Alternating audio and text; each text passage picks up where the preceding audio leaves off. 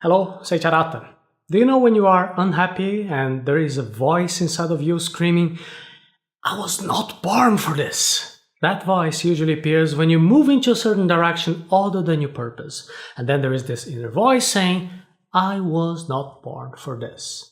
This is a reminder of your purpose. And when you're unhappy about what you're accomplishing, what you're doing, there is something wrong that needs to be fixed. This is a very good time for you to reevaluate your actions, your feelings, your thoughts, and ask yourself, what can you do about it? Improve your thoughts to improve your feelings.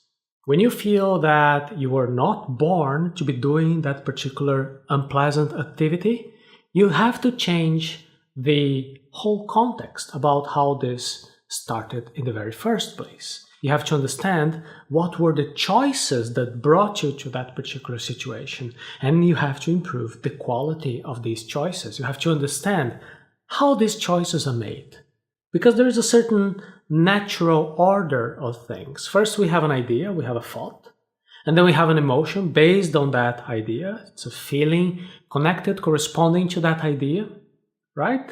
What does that mean? Just think about the days when you say, that you're not motivated, that you're feeling a little bit anxious, that you're feeling disorganized, right? All these feelings, they came after a series of poor thoughts, poor ideas. That is, to understand your emotional state, we need to understand what lies behind it. What kind of ideas, the internal dialogues you have that are producing and leading you to those types of choices. The practical lesson we have here is that to identify the unwanted feelings that you're experiencing in a particular day, you have to understand and make an effort to change your thoughts, change your way of thinking, and then you can improve the quality of your ideas, improve your feelings, and then you improve your actions. Our actions happen because we have feelings that motivate us.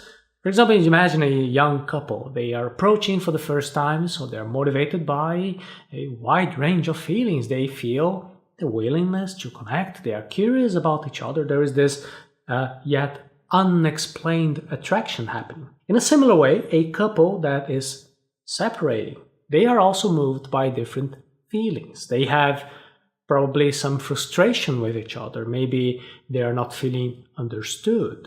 They're not feeling connected. Maybe they are desiring something new.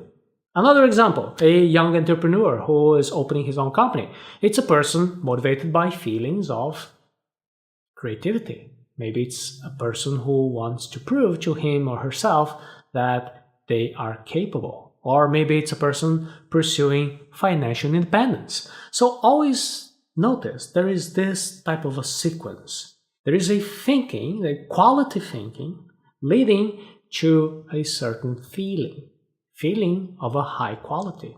And that high quality feeling is leading us to have quality actions. And the practice of these high quality actions will bring us high quality results. That's correct. So when these actions are repeated, they become a habit. And when you deliberately build the habits that help you, that is personal development. We even have a new course right now on personal development. I'll give you the link at the end of the video and we'll go step by step in this entire process. Just stay here with us until the end of the video so you can know more. But think with me, this entire process of personal development, this is so important. This is something that can determine your future, because a good habit is something that you build intentionally. There is a consciousness behind that particular habit. You're thinking before you install that useful habit. Why am I always emphasizing here the importance of the habit? Think with me.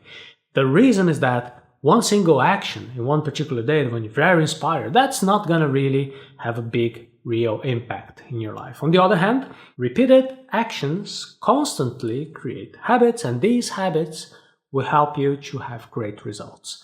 Personal development is the smart way to architect our lives. We want to be aware of our habits. We want to avoid living life on autopilot. We don't want to be repeating actions and attitudes that are not consistent with what we actually want to build for our future. What is the problem here about not being aware of our own habits? It's because that is like living life as a zombie. It's like doing things without even understanding why we're doing it.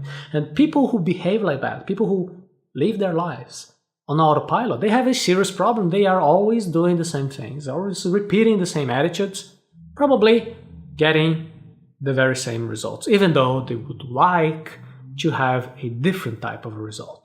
Maybe they don't even understand why they're doing this thing. They don't even have the realization that they are having those particular choices. So what do we want here? We want to reflect on the path that we want to follow. We want to use our awareness to determine which habits will help us. We are looking for the actions, the choices that will be consciously repeated according to our plans. And these are actions, these are choices that will be transformed into positive habits. So we also want to eliminate the negative habits, the actions that are actually hindering us from being who we want to be. Be the person you were born to be. Finally, we get to the most important point of this video. You know exactly who you were born to be. So be honest with yourself. Do not disappoint yourself. You don't want to have your life inconsistent with your own purposes. If we accept anything that is not really belonging to our path, there will be that internal voice telling, hey, I was not born for this. That voice has a lot of truth. Every time you hear that voice, explain to yourself, what type of person were you actually born to be? What do you really want? Be very honest, be very clear about the type of a person that you were born to be, and this will help you, will give you more reassurance and more determination to do the things that actually have to be done. And then you go after more education, training, you pursue knowledge, you put the time, you dedicate precious time to do that thing that has to be done. You learn how to say no to the actions that are not actually contributing to your purpose. All this clarity will guide you towards the person you were born to be. It is very important that you also have the humility to accept the intermediate steps along your path. Imagine, for example, if you say, oh yeah, I want to be a director in this multinational company.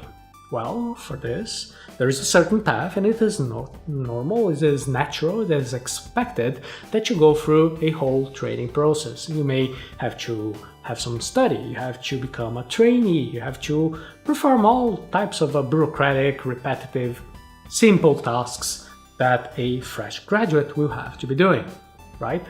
In addition to that, you also have to be working better than the average person. You have to show that you actually have an interest in becoming extremely good, so then you can become that type of director. That way, you're combining talent, effort, intelligence, and also humility, and if you do all those things, you will be on your way to reach that position, becoming a member of the directors of that company. So if you go with this example, it will be quite unproductive for you if you have a little bit of that attitude of the fresh graduate who is a little bit impatient and arrogant, the person who doesn't have a sense of reality and say, oh, you know, this type of thing is like too bureaucratic and simple. No, that's a menial task. I'm not going to do that because I was not born for that.